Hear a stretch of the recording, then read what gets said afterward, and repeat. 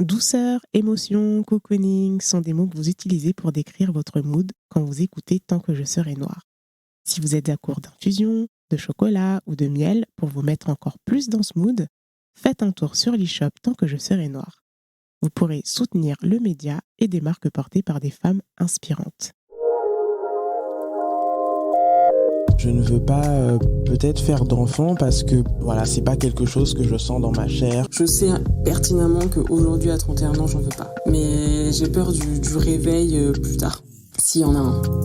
Le sentiment que j'ai toujours eu, c'est que quand j'aurai 20 ans, j'aurai une fille et je l'appellerai Margot. Et par contre, moi, j'avais aucune intention de porter un enfant et qui là maintenant est d'autant plus officiel que j'ai donc subi une hystérectomie. Je peux en parler parce que je suis enceinte d'un deuxième enfant, mais que ça a été très compliqué en fait de réfléchir ce désir.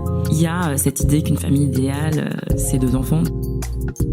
Je suis Tsipora, host du podcast Tant que je serai noire, serai-je mère ? Le podcast qui invite anonymes, autrices, psy et militantes à s'interroger sur le désir ou non-désir d'enfant. Le SOPK, syndrome des ovaires polykystiques, touche environ 10% des femmes d'après l'INSERM. Un des symptômes est la rareté ou l'absence d'ovulation qui se traduit par des cycles irréguliers, longs, de plus de 35 à 40 jours. Et chez certaines personnes, cela peut se traduire par l'absence totale de règles.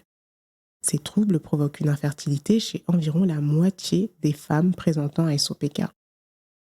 Cerise, atteinte du SOPK, nous explique comment sa rencontre avec la maternité a été une surprise. Elle nous parle de son accouchement et surtout de sa vie de jongleuse. Nous avons enregistré un épisode live en novembre 2022 chez Mona dans le 6e arrondissement de Paris. Ne soyez donc pas surprise par les petits bruits qui accompagnent notre belle discussion. Bonne écoute! Donc je m'appelle Cerise, j'ai 32 ans, je suis accessoirement maman, mais ici j'ai le droit de ne pas forcément le préciser. Je suis influenceuse professionnelle depuis 3 ans, donc je vis de ma création de contenu sur Instagram et sur YouTube. Voilà. La première question que j'ai, c'est de savoir à quel moment tu as ressenti ce désir de maternité. À quel moment, si tu l'as ressenti, mais à quel moment tu as su que tu voulais devenir maman ? Alors, moi, ça ne s'est pas forcément fait dans des très bonnes conditions, puisque quand j'avais 16 ans, donc ça remonte quand même, j'ai été diagnostiquée syndrome des ovaires polykystiques par ma gynécologue, qui m'a balancé brute de chocolat comme ça, que je ne pourrais pas avoir d'enfant. Et j'avais absolument jamais pensé au fait de devenir mère. Et là, en fait, un peu comme le truc que t'as pas le droit de manger de bonbons et c'est à ce moment-là que t'as envie d'en manger, et c'est pareil. Là, j'ai pleuré alors que j'y avais jamais pensé en fait à être mère. Et je me suis dit, mon Dieu, mais ça va être très, très, très compliqué. Et toutes les personnes qui ont un SOPK savent que on n'a pas toujours ces règles. On a ces règles en continu, donc des ménorragies, puis ensuite plus rien, etc. Et des aménorrhées et tout et tout. Et puis après, comme j'ai grandi, ce désir d'être maman s'est un peu effacé, puisque de toute manière, c'était un peu comme une sorte de fatalité. J'en aurais pas. Et je me suis dit, quand ça sera le sujet, ça sera un combat à mener et on verra. Et voilà. Et en fait, ça m'est tombé dessus. Comme une surprise. Je tiens à préciser que je trouve que c'est quand même violent d'entendre ça aussi jeune. Je ne sais pas quel ton a été abordé par le ou la professionnelle. Je pense qu'elle s'est dit, une ado, c'est absolument pas sa volonté actuellement. Exactement. Donc peut-être que si j'avais été en âge de procréer, là, ça aurait été peut-être amené plus doucement. Mais sur le moment, elle s'est dit... c'est sorti comme ça. Ouais, voilà. Tu apprends ça, mais malgré tout ça, tu arrives quand même à tomber enceinte. Oui, alors... par hasard, vraiment pour le coup, comme j'avais cette fatalité au-dessus de ma tête depuis 10 ans, puisque je suis tombée enceinte à 26 ans, donc depuis 10 ans, on me disait que je ne pourrais pas tomber enceinte. Disons que ma pilule, je la prenais en dilettante quand la plaquette se retrouvait devant mes yeux, et donc je suis vraiment de celle un peu tête en l'air malgré les alarmes, etc. Mais j'avais jamais ce truc de si tu l'oublies, tu tomberas enceinte, parce que je l'oubliais et je tombais pas enceinte, et de toute manière j'avais ce truc de je ne peux pas tomber enceinte, ça va être un combat, donc voilà. J'avais très certainement oublié de prendre ma pilule 1 ou 2 fois dans le mois, et voilà. Et du coup, ta réaction quand tu as découvert J'étais en vacances en Côte d'Ivoire d'ailleurs, et du coup avec mon copain de l'époque, donc le père de ma fille actuelle. Et j'avais des doutes parce que j'avais pas mes règles, etc. Et je me disais que c'était comme une blague, allez on fait un test de grossesse pour voir le truc négatif. Et en fait c'était positif, et j'étais toute seule dans les toilettes, je me rappelle. Et j'étais complètement démunie. Et je me suis dit, mon Dieu, J'y crois pas. Ouais. Panique sur le moment, grosse panique, parce que je venais d'être acceptée dans un nouveau job. Ah oui. Enfin, j'étais vraiment très tournée vers ma carrière et ça m'est tombé comme ça dessus en plein début de vacances. Et heureusement, ça a été bien accueilli par mon copain qui m'a dit, lui, il était étudiant en plus aux États-Unis, on était en relation à distance. Donc vraiment, il n'y avait rien qui était... Le cadre était complètement éclaté, mais ça l'a fait. Et on s'est dit, allez, on fait le truc. Ouais. Moi, c'était beaucoup parce que je m'étais dit que c'est ma seule chance. Oui. Voilà, incontestablement, je ne peux pas nier le fait de m'être dit ça, que... je me suis quand même posé la question, mais je me suis dit, si j'avorte... Oui. Est-ce que j'aurais une autre chance? Exactement, voilà. Donc, je me suis dit, allez, on tente l'aventure. Et quelle aventure! Tu m'étonnes. Du coup, tu deviens maman à 26 ans? 27, oui, 26, D'accord. c'est ça. Ouais, la même année. Et comment ta famille aussi? Parce que du coup, tu étais en relation à distance. Ouais. Tu n'étais pas préparée. Tu n'avais peut-être pas préparé tes proches. Comment est-ce qu'elle a été accueillie, du coup, la petite? Alors déjà, la nouvelle de ma grossesse, on va dire que mes parents ne sont pas non plus tombés par terre, parce qu'il faut savoir que je suis un peu la rebelle de la famille. Je fais un peu les trucs un peu comme personne. Donc voilà, donc je l'ai un peu annoncé comme ça. Brut de pomme, je suis enceinte et je vais la garder et je vais être maman avec un mec qui est à distance et c'est comme ça. Donc ils se sont dit, ça ou autre chose, voilà. Ils l'ont pris la nouvelle et je leur ai dit, et je vais pas me marier, parce qu'il y a eu aussi ce truc-là. Nos traditions africaines, parce que je suis béninoise et lui il est ivoirien, donc lui il m'a dit je vais voir avec mes parents pour qu'on se marie et tout, et moi je lui ai dit non un enfant c'est pas une erreur à réparer. Voilà, moi c'était vraiment ça. Et déjà je lui ai dit, tu comptais pas m'épouser avant que je te dise que je suis enceinte. Donc pourquoi là tout d'un coup tu veux te lier à moi pour la vie? Donc c'était hors de question le mariage. Donc voilà, donc j'ai dit à mes parents que voilà comment ça va se passer. Je vais être maman, je suis ok avec l'idée. Je vais pas me marier, ça va se faire comme ça va se faire et on verra bien. Et j'ai les finances pour m'en occuper. C'est ça aussi, j'avais cette chance aussi. Tu avais l'autonomie financière. Exactement. Ouais. Ensuite, j'ai accouché très très très très prématurément parce que je n'ai eu que 6 mois de grossesse. Ouais, elle est grand préma. Waouh, voilà. Je savais pas. Oui, okay. Oui. Et 31 plus 5, 31 semaines et quelques. Donc en fait, comment ils l'ont accueillie, elle est arrivée un peu en catastrophe et elle est arrivée en luttant pour sa vie. Moi aussi, puisque j'ai eu une pré-éclampsie. Donc je luttais pour ma vie, elle aussi. Donc forcément que c'était très favorable. Enfin, mes proches se sont soudés autour de nous, puisque nos vies étaient en danger en fait. Donc voilà, et au bout de 2 mois, au bout d'un mois, je suis sortie de l'hôpital puisque j'ai fait un postpartum très violent, puisque voilà, j'ai été internée en psychiatrie juste après parce que j'ai fait un stress post-traumatique de mon accouchement. Ouais. Wow. Mon entrée dans la maternité s'est faite avec une violence sans précédent. Voilà, j'ai fait beaucoup de trucs autour de la santé mentale autour de moi pour encadrer cette entrée dans la maternité. Et elle luttait physiquement pour sa vie, donc moi psychologiquement, mais elle physiquement, puisqu'elle devait survivre. Elle est née à 900 grammes. Donc on a développé artificiellement ses poumons et tout. Donc elle était en couveuse et elle est restée donc 2 mois à l'hôpital. Elle est sortie, elle faisait 2 kilos, mais pour moi c'était un énorme bébé. Mais quand j'ai su qu'il y avait des bébés qui sortent à 4 kilos. Et donc voilà, et donc quand on est sortis de l'hôpital, toutes les deux, donc au bout de 2 mois, donc toujours avant la date supposée de mon accouchement, c'est voilà. Ça, je suis pas directement allée chez mes parents. Donc voilà, donc on était dans un cocon familial. Ouais. Waouh. Ouais. J'en apprends des choses. Oui. C'est incroyable. Oui. Et surtout, j'avais une question, c'était comment t'es entrée dans la vie de maman, mais au final, ça a été très violent, comme tu l'as dit. Exactement. Est-ce que c'est la précipitation des choses ou est-ce que c'est vraiment la chute d'hormones plus la situation dans laquelle tu étais, ou est-ce que tu arrives aujourd'hui à expliquer Oui, alors c'est mon accouchement en fait qui a été l'accouchement en lui-même, vraiment l'extraction de l'enfant hors de mon ventre qui a été très très compliqué en salle d'opération, enfin voilà, et en fait j'étais pas du tout préparée à ce qu'il y ait une 15aine de personnes dans la pièce, qu'il fasse 2 degrés dans une salle d'opération, ça je savais pas, qu'il faisait si froid. Lorsqu'on fait une pré-éclampsie, vu qu'on doit contrôler la tension du cœur, on est attaché en croix. Je ne savais pas. Mais non. Si, on ne le disait pas. Mais voilà, on est attaché en croix. En fait, c'est des trucs qui sont très violents. C'est très douloureux puisqu'on met des bêta-bloquants pour ralentir le rythme cardiaque. Donc, les bêta-bloquants dans les veines, c'est comme de la glace qui traverse les bras. Et donc, beaucoup de personnes qui parlent en même temps. Quand on extrait un bébé du ventre par césarienne, le corps entre en résistance, donc tout ton corps bouge.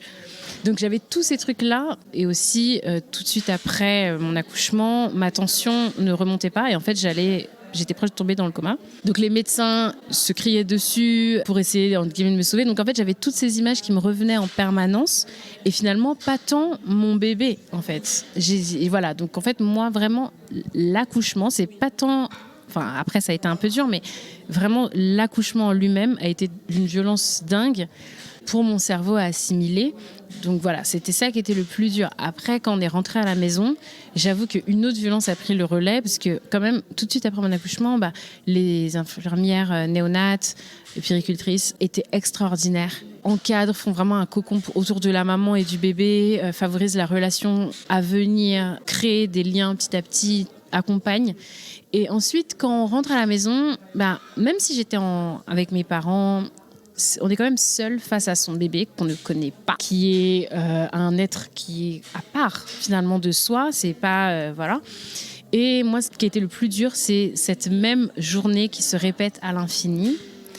Rythmé par des rythmes de 2 heures. Donc toutes les 2 heures, il faut donner le sein, toutes les 2 heures, il faut faire quelque chose, toutes les 2 heures. Donc on n'a pas le temps de dormir. Et ça, j'y étais pas du tout préparée en fait. À ce truc de toutes les journées sont pareilles pendant 3 mois. Le cauchemar pour toi, ouais. J'adorais l'histoire sans fin quand j'étais petite. Mais alors le vivre en vrai, c'était quelque chose, ouais. Waouh, merci déjà de parler de tout ça parce qu'on en parle aujourd'hui du fait qu'il faut briser les tabous sur tout ce qui peut se passer pendant une maternité, pendant un accouchement. Bon, les voix commencent un peu à s'élever, mais tu vois, par rapport à ta pré-éclampsie et le fait d'avoir été en croix, j'ai jamais entendu ça en fait. Ouais. Bon, déjà, je veux pas d'enfant, mais là, franchement, je pense que j'ai testé, je recommande avec parcimonie. Hein.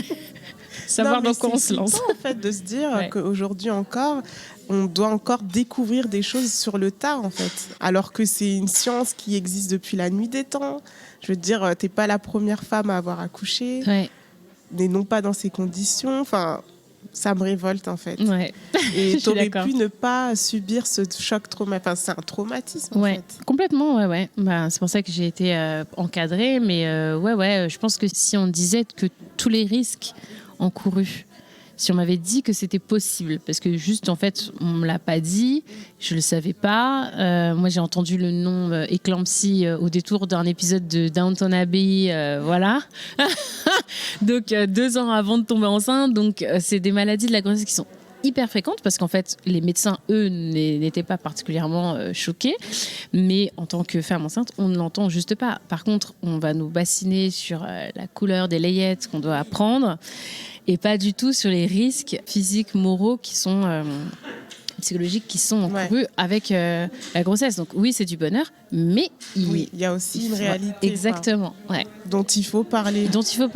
Et peut-être que même on le vivrait mieux si on nous le prévenait, en fait. Moi, j'ai accouché 1 mois avant le début des cours de préparation à l'accouchement. Ah oui, donc tu n'as pas eu... Rien du tout. T'as tout appris sur le moment. J'avais pas acheté une layette. Enfin, 6 mois. Pour moi, il me restait 3 mois. Oui, t'avais le temps. Voilà. Et j'ai accouché presque 10 semaines avant mon terme, donc on prévient pas du tout en fait que le plus important c'est pas les bodies. Tellement pas. C'est ça. Alors j'ai une autre question où là en fait je vais te lire une petite citation et tu vas me dire ce que tu en penses. Être considérée comme une maman dans un environnement qui n'a rien à voir avec les enfants m'agace au plus haut point. Mes amis et moi sommes des femmes accomplies, talentueuses et complexes.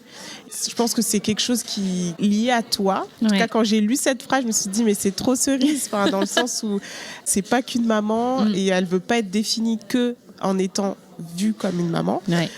Comment toi, tu as réussi justement à travers ton image publique, montrer toute cette subtilité, parce que c'est ça en fait. La plupart des influenceuses, à un moment, elles sont toutes devenues mamans. Ouais. Et On il y a voyait le que shift, des bébés, ouais. on voyait que des... Des postes maternité. Mais toi, comment tu as décidé de te montrer avec cette pluralité en fait? Parce que j'aime mon enfant de tout mon cœur, mais le job de maman, j'ai pas trop kiffé le truc. Je ne m'épanouissais pas en entier dans ce job de mère-là, parce que pour moi, c'est un job à temps plein. Hein. Je veux dire, si on prend des nounous et des puéricultrices pour s'en occuper, c'est qu'en soi, c'est un job. Hein. Et en fait, je ne me sentais pas pleinement moi. Et je me suis dit qu'il devait y avoir aussi un certain nombre de femmes en fait, qui ne se sentaient pas pleinement elles. Je n'étais pas moins... À l'époque, j'étais manager de projet digital dans une énorme entreprise. Là. Je ne me sentais pas que maman. En fait, voilà. En plus de ça, moi, j'ai jamais eu particulièrement d'affection pour les jeux très, très enfantins. Donc, les gaga-gougou, là, ça me faisait... ça m'embêtait clairement. Et donc, je me suis dit, mais non, en fait, je n'aime pas moins mon taf parce que je suis mère. Oui. Je n'aime pas moins les cocktails parce que je suis mère. Je n'aime pas moins le sexe avec des, avec des hommes parce que je suis mère. Je n'aime pas moins les sapes. Je n'aime pas moins les sorties. Je n'aime pas moins la musique. Donc, pourquoi juste ce pan de ma personne, qui est juste un pan de ma personne, d'être maman, devrait tout absorbé sur son passage. Pour moi, c'était pas le cas. Donc, c'est resté juste une facette de moi. Une facette importante, puisque en termes de fatigue, par exemple, ça, quand même, ça draine. Ça draine. Ouais. Et ça, voilà. Mais je me suis dit que quand même, le reste restait important, tout simplement. C'est une très bonne réponse. Et moi, je prends. Avant de basculer sur la partie liée à la coparentalité et à la monoparentalité que tu vis aujourd'hui, je voulais juste savoir comment ta maman t'a aidé justement à devenir maman, si elle t'a aidé. Parce que en fait, je suis allée voir le dernier film d'Alice Diop, Saint-Omer, qui m'a transcendée. Enfin, je vous invite à aller le voir. Ah oui, d'accord. C'est une claque et surtout, ça nous invite à nous demander comment, en fait, en tant que femme, on a besoin de digérer la mère qu'on a eue pour nous-mêmes décider de devenir mère ou pas, en fait. Et surtout quand on a une maman qui a vécu un exil, qui a souvent vécu un postpartum mais qui n'en a jamais parlé. Donc on a peut-être grandi avec des mamans qui étaient dépressives, même déprimées en fait. Mais du coup, comment ta maman, elle t'a aidée? Alors, moi, ma mère, c'était vraiment la maman poule. Pour le coup, je pense qu'elle, son identité de mère, a tout emporté, mais avec joie. C'était un exemple pour moi, tout en sachant que je n'étais pas comme elle. Ma mère, elle était à quatre pattes dans notre chambre à jouer aux jeux. Elle pouvait jouer 3 heures au Barbie avec nous, parce que j'ai 2 petites sœurs. Et donc, on était vraiment... ma mère, c'était... jusqu'à aujourd'hui, je la considère comme ma meilleure amie. On est vraiment hyper, hyper proches.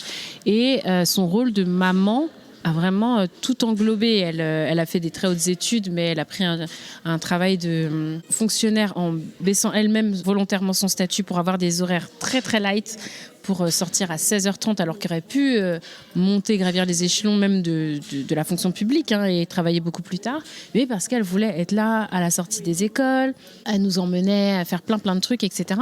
Donc elle, ma mère, en tant qu'exemple de maman, j'ai vraiment eu l'accomplissement de mère, l'épanouissement total en tant que maman.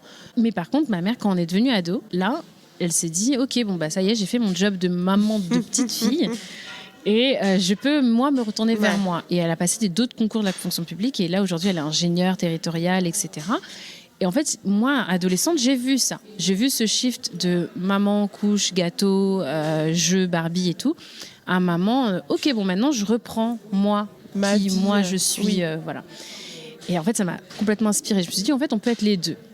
Voilà, donc déjà, moi, ça m'a inspirée. Après, moi, je me suis rendu compte que, en fait, moi, je voulais même pas passer par le stade de Barbie gâteau, mais que c'était totalement OK, en fait. Donc, elle m'a vraiment poussée dans ce sens-là, elle aussi. Forcément, elle n'a pas sa part de maman poule. C'est, du coup, déporté sur ma fille. Et donc, elle est une mamie, donc on l'appelle Nona. Comme en italien. Nona gâteau, voilà. Donc ma fille peut rester dans sa chambre à jouer à la dinette et tout avec ma mère pendant des heures. Waouh. Et en fait, je me dis, c'est très bien, Ouais. elle m'aide, elle me permet à moi de penser à autre chose. Oui, exact. J'ai l'esprit tranquille Ouais. et je dis souvent que en fait, ma fille a 2 mamans. Et je suis vraiment hyper à l'aise avec ça parce que du coup, moi, ça me décharge psychologiquement de la charge que ça peut représenter en fait. Voilà. Et du coup, c'est très bien parce que ça permet de faire la transition sur comment tu arrives à gérer justement ta monoparentalité aujourd'hui. Et donc, je pense qu'il y a un élément de réponse, c'est que tu es bien entourée Ouais, aussi. exactement. Et que j'ai fait un enfant avec un monsieur qui s'est avéré être un très très bon papa. Oui. Ça n'a pas fonctionné entre nous, mais au moins il est là pour sa fille, il aime sa fille de tout son cœur et surtout il se met en œuvre et en moyen d'être vraiment un bon papa, un vrai papa à part entière, pas juste pour les bons côtés, pas juste pour le câlin du soir. Voilà, il n'était pas là au début puisqu'on était en relation à distance, donc les 2 premières années de la vie de ma fille, il venait autant qu'il pouvait, mais c'était pas beaucoup parce qu'il pouvait pas parce qu'il était étudiant aux États-Unis. Mais ensuite, il est venu en France et il a voulu apprendre tout. Ah ouais. Tout. Donc maintenant, quand moi je l'envoie en vacances chez son père, parce que maintenant lui il est parti depuis 2 ans vivre en Côte d'Ivoire, il restait qu'1 an en France. Ok.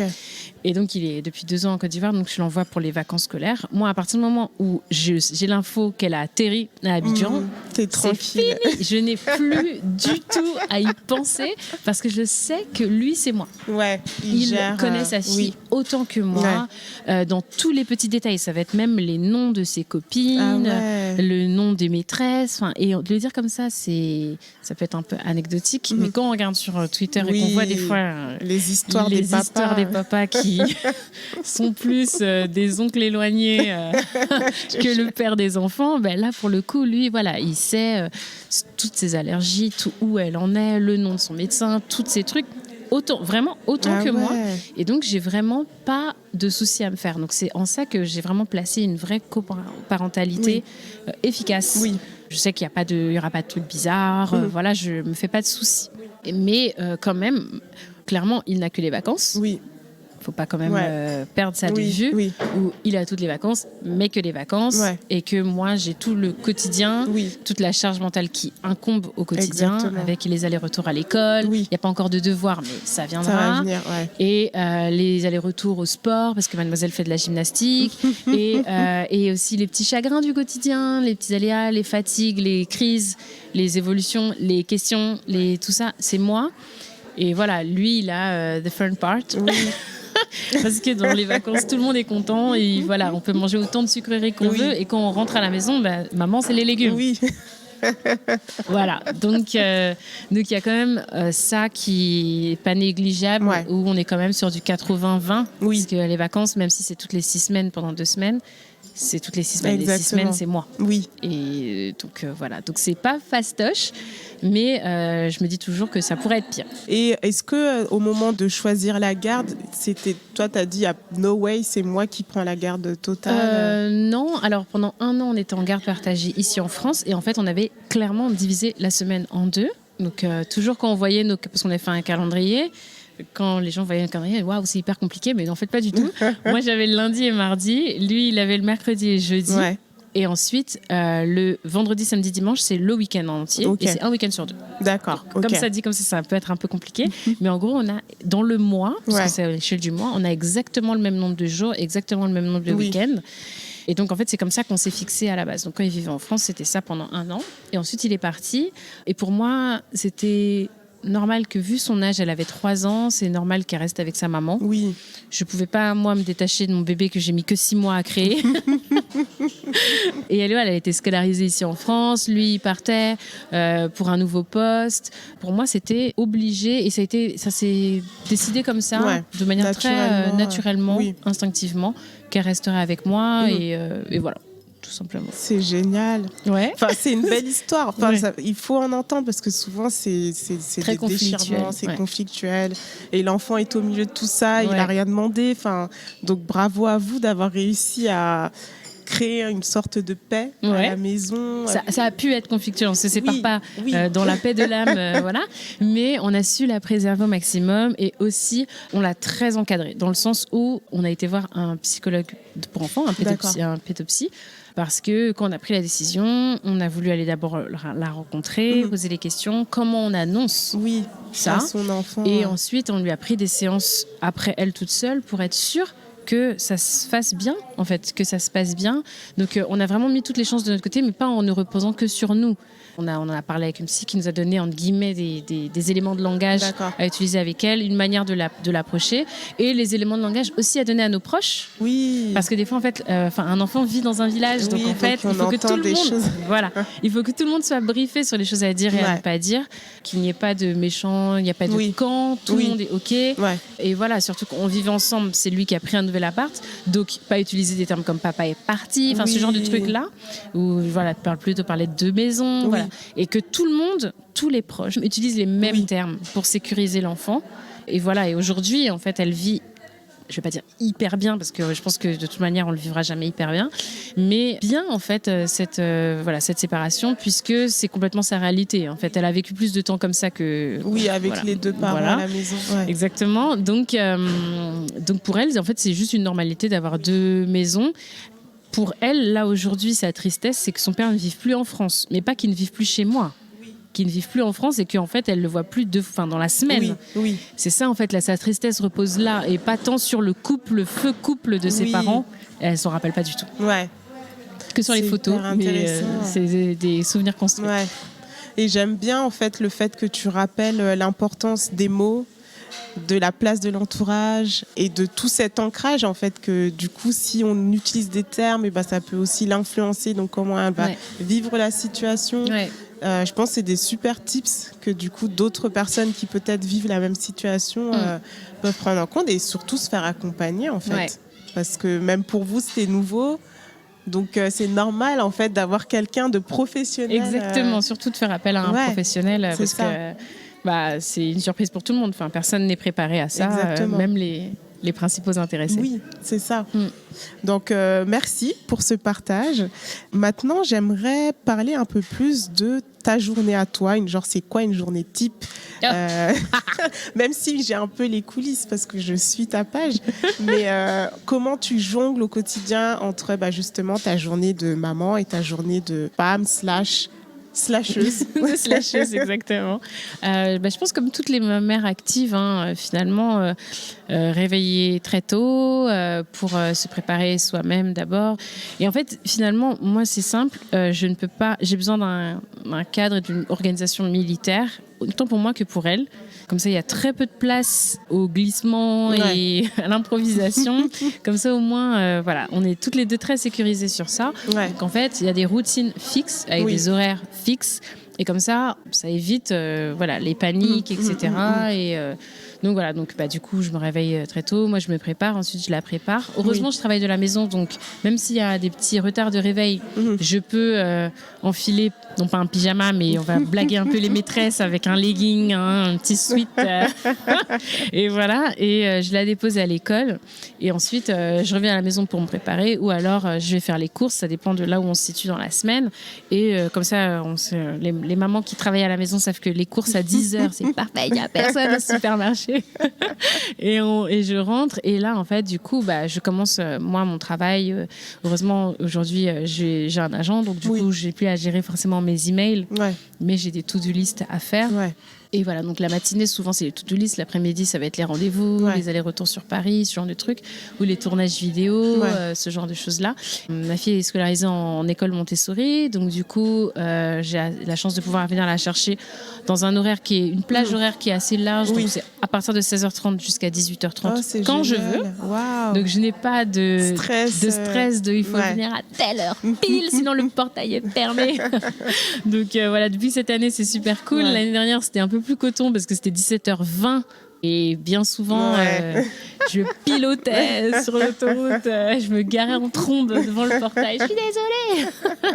Et voilà, là je peux venir la chercher et donc le goûter, on rentre, voilà. Après, moi je sais que j'ai beaucoup lâché sur la télé parce que je suis une mère célibataire et que je ne peux pas l'occuper elle entièrement Oui. et aussi faire les autres choses. Ouais. Donc la tablette, c'est mon allié, je suis obligée. Donc Netflix Kids, voilà. J'essaye de mettre des programmes qui vont lui apprendre des choses, donc pas que des dessins animés entre guillemets bêtes ou infantilisants. Mais en même temps, je me dis, elle a fait toute sa journée entre guillemets de travail, elle aussi d'école. Oui. Elle a le droit de regarder la télé. On regardait les minicums, nous. Donc, franchement, elle a le droit. Donc, voilà. Donc, du coup, souvent, je la mets devant la télé parce qu'en fait, je dois préparer le repas. Ouais. Et je peux pas, entre guillemets, l'avoir dans mes pattes. Oui. Parce que, voilà, les enfants, c'est maman, regarde. Et juste, elle lève un bras et waouh, bravo. Je rappelle que je suis pas une maman gâteau. Hein. Donc, très vite, au bout du deuxième maman, ça y est, moi, j'attends ma limite, là. Et aussi, j'ai tiré ma journée. Je suis fatiguée. Ouais. Donc, je fais à manger, elle mange. 19h, il est à peu près 19h30, 19h45. Je la lave. Elle appelle son papa pour dire bonne nuit, discuter peut-être 20 minutes sur la tablette avec son père. Et ensuite, dodo. Et de là, moi, soit j'ai le temps de ranger la maison, faire le ménage, ranger toutes les choses, voilà, manger moi aussi peut-être sur le pouce si j'ai pas eu le temps de manger avec elle.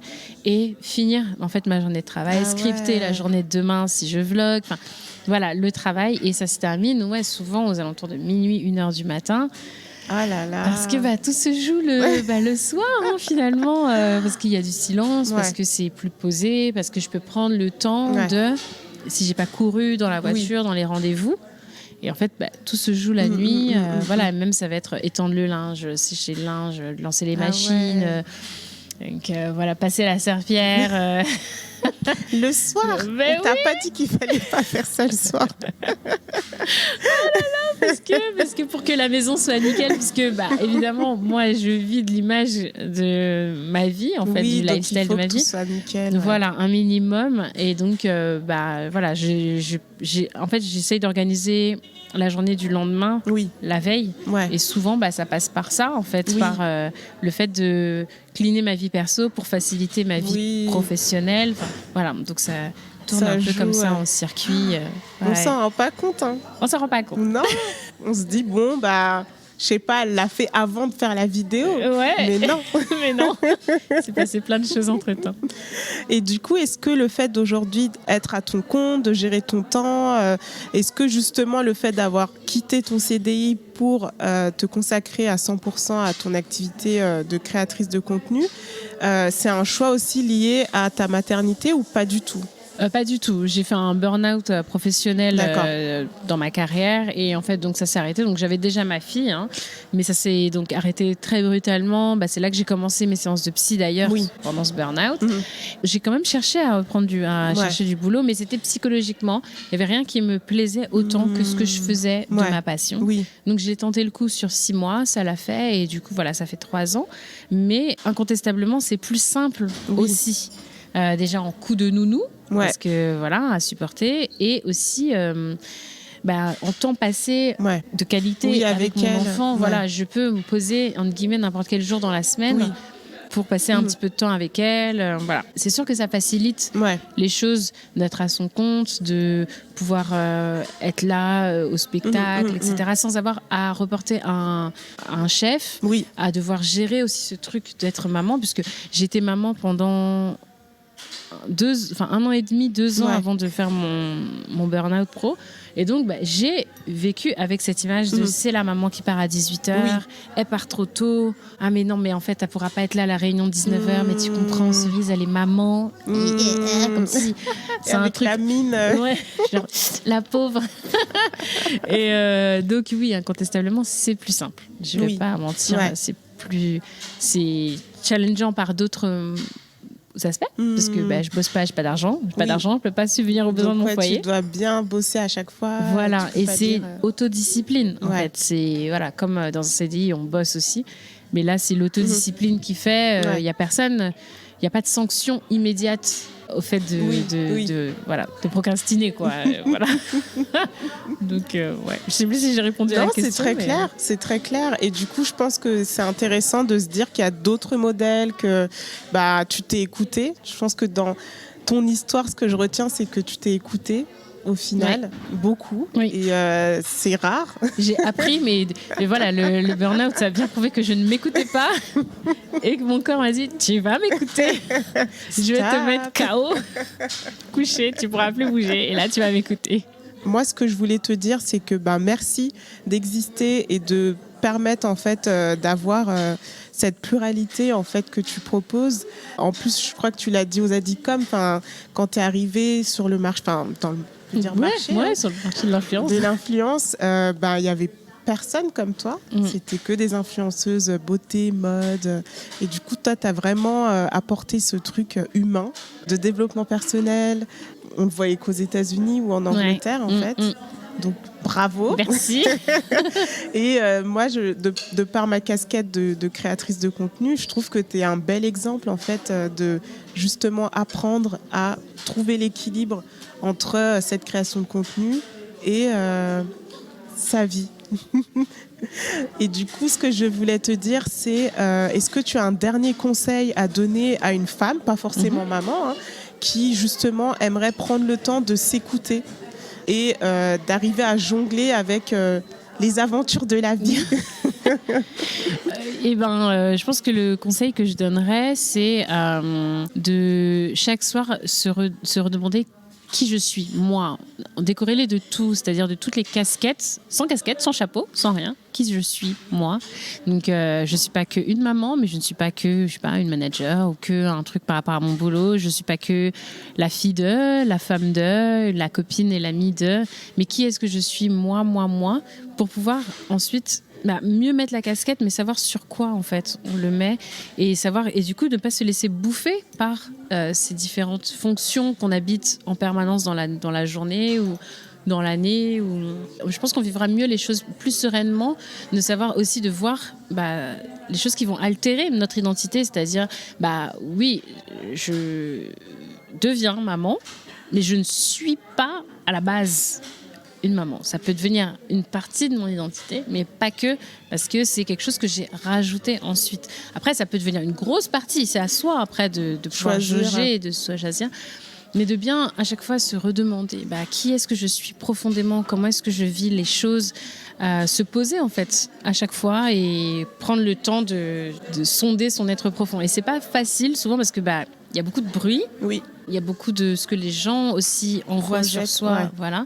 Mais de prendre un petit temps, mais en plus c'est même pas parce que moi j'ai installé des tonnes d'applis de méditation sur mon téléphone que je n'ai jamais ouvert.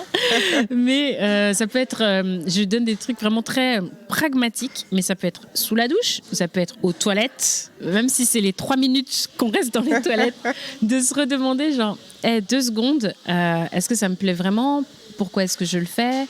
Est-ce que, qui je suis moi-même? Est-ce que c'est toujours en accord avec ce qui je suis? Est-ce que je suis OK avec la place que ça prend? Mais voilà, mais vraiment, et le fait d'être mère, et le fait d'être de responsabilités professionnelles, d'être aspirée des fois par les responsabilités familiales même, ça permet en fait de pouvoir être, ne pas se sentir glissé vers des choses qu'on n'a pas forcément envie, vers lesquelles on n'a pas envie de glisser finalement. Voilà. Donc mon conseil, c'est de pas oublier qui on est. C'est un peu bateau de dire comme ça. Non, mais c'est aujourd'hui, c'est de plus en plus dur. Ouais, voilà, c'est de plus en plus dur de pas se sentir aspiré par ses envies ou par les projections des autres. Oui. C'est mon premier conseil. Je voulais savoir si du coup par rapport à ce dont tu parlais par rapport à ton SOPK maintenant, où est-ce que tu en étais et comment tu le vivais aujourd'hui, et est-ce que tu reconsidères, j'ai bien compris que tu n'étais pas une maman gâteau et tout ça, mais est-ce que tu quand même reconsidères l'idée de redevenir maman, ou c'est pas du tout un sujet? Alors, par rapport à mon SOPK, il est toujours là. J'ai arrêté la pilule depuis 2 ans, donc j'avais quand même repris la pilule après mon accouchement. Et en fait, j'en avais marre de tous les effets des hormones sur moi. C'était surtout au niveau mental que ça m'affectait beaucoup. Mon SPM, syndrome prémenstruel, était très violent. Et donc, du coup, j'ai complètement arrêté. Et ça me permet de me rendre compte vraiment de la place de ma maladie. Je fais beaucoup d'aménorrhée, ce genre de trucs. Mais comme je ne suis pas dans une dynamique, finalement, d'avoir des enfants, maintenant, je me dis, tant pis, ça qu'à vivre. Voilà, des fois j'ai des cycles hyper réguliers, des fois c'est la catastrophe, mais je sais pourquoi, parce que je suis fatiguée ou parce que je suis contrariée, ce genre de trucs. Donc ma maladie, je vis avec. Et après, il y a plein d'autres effets beaucoup plus compliqués. Je sais que moi, il est relativement soft. Je sais qu'il y a des personnes qui ont de l'hirsutisme, donc des poils jusque sur le visage, sur le corps, beaucoup, etc. Donc moi, j'ai pas ce problème-là, a priori. Ou des problèmes d'obésité, par exemple, ou de poids qui sont pas forcément voulus. Enfin, je veux dire, voilà, plus que n'importe quelle personne, etc. C'est pas lié à, on va dire, des excès de nourriture. Moi, j'ai pas non plus ce problème-là, donc je veux dire, je suis pas la meilleure déléguée du SOPK pour en parler parce qu'il est quand même assez soft, on va dire. Mais après, par rapport à ma question d'envie d'enfant, non, c'est pas du tout ma priorité. Ça y est, ma fille commence à me dire, je veux une petite sœur, machin, parce que ses copains et copines ont des petits frères et des petites sœurs. Moi, par manque de candidats fécondateurs. De fait, il n'y a pas de deuxième, mais c'est pas non plus. Je suis assez à l'aise avec l'idée d'être la maman d'un seul enfant. Et en fait, je me rends compte que si j'ai envie d'en faire un, l'idée c'est plus pour elle. Alors que, on ne fait pas un enfant pour un autre enfant. Donc, de fait, non. Voilà. En tout cas, merci Cerise. Avec plaisir. D'avoir pris le temps d'échanger. Merci beaucoup de m'avoir invitée. C'était hyper intéressant. Même le fait de ne pas être maman, j'apprends des choses en fait en ayant écouté cette interview. Ah, top. Et j'espère que ça va plaire à l'audience. Et si vous avez des questions, n'hésitez pas à échanger avec nous sur les réseaux sociaux. D'ailleurs, tu as donné ton... Ah non, c'est @CeriseDaily. Oui, voilà.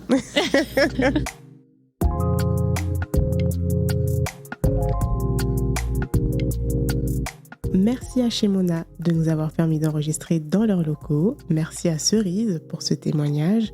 Pour suivre les actualités du podcast, abonnez-vous à la newsletter Tant que je serai noire sur Substack ou suivez-nous sur Instagram. À bientôt!